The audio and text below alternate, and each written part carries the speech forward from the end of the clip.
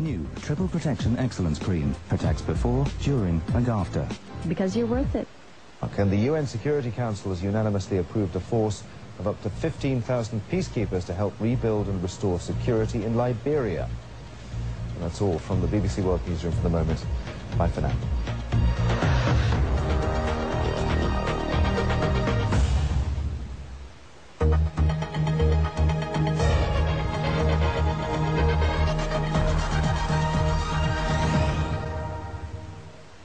Hello, welcome to our world weather. Across Europe there's been a lot of dry...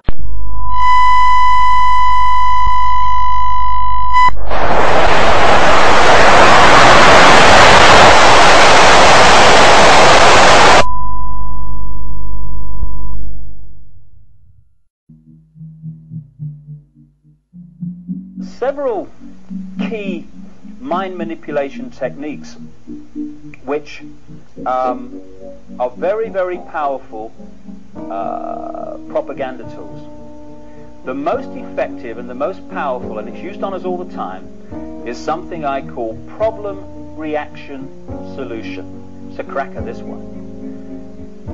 It's a mind manipulation technique that avoids not only opposition to what is the goal of the manipulators, it actually manipulates people to demand they do what they want to do anyway. And it's happening all the time. Once you see this technique and how it works, you watch the news and read the newspapers in a completely different light because you start to see it happening. It works like this. You start by secretly creating a problem in the world and making sure someone else is blamed for it in the public arena, in the public mind. It could be a run on a currency, it could be a government collapse. At its most extreme, it could be a war, because the two world wars in this century were funded, all sides were funded by the same people. Provable.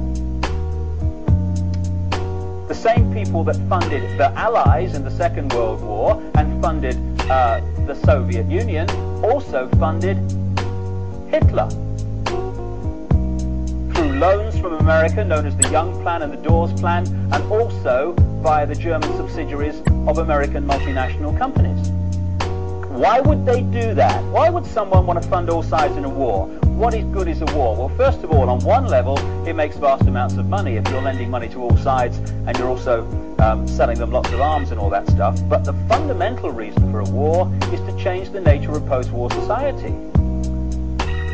And what we saw in the First World War and the Second World War were massive global examples of problem, reaction, solution, which work like this. The problem is created secretly.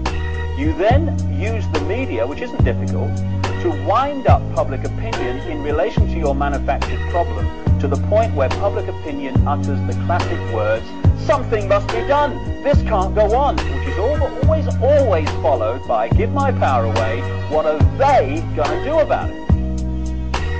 And at that point, those who created the problem and got someone else to be blamed for it, wound up that public reaction, then openly, in the public arena, in the parliaments of the world, in the newspapers and on the television, offer the solutions to the problems they have created. And in doing so, they get vast numbers of people to demand what they want to do anyway. For instance, if you want more cameras in the streets, crikey, they're going up all over the place in Britain. You want more cameras in the streets, you want a more armed police force, you want more authoritarian laws, greater erosions of freedom, and you want the public to demand you do it, then get the public frightened of crime. Either let society break down so there is more crime, or emphasize crime to be worse than it really is in some areas. Get people frightened, and the first thing people do when they're in fear about something is they look for someone out there to protect them from what they're frightened of. So, get people frightened that they're going to be burgled, get people frightened they're going to be mugged in the street, and they'll demand you take the freedoms away. They'll demand cameras in the streets and more authoritarian laws. I turned on the BBC Radio 5 last year, and they had an item on cameras in the streets, because they're going up everywhere these days, you know. You want money for homeless people? Oh, the economy's not too good, you know, you have to wait for these things. You want cameras in the street? They'll write the check. And this guy was from a council in East Anglia, Norfolk, I reckon. And he said, to be honest, he said, crime rates in our area don't justify cameras in the streets. He said, but our people think they do, so we're putting them up to make them feel better. Problem, reaction, solution. Well, our apologies for that longer than normal break. We've been experiencing some technical difficulties. Hopefully those are behind us now. So on with the news. And a battle's brewing beneath the coconut palms in the southern Indian state of Kerala. Local farmers and environmentalists are taking on one of the world's biggest multinationals because of their fears for a scarce resource. The BBC's Rory Cullen-Jones reports.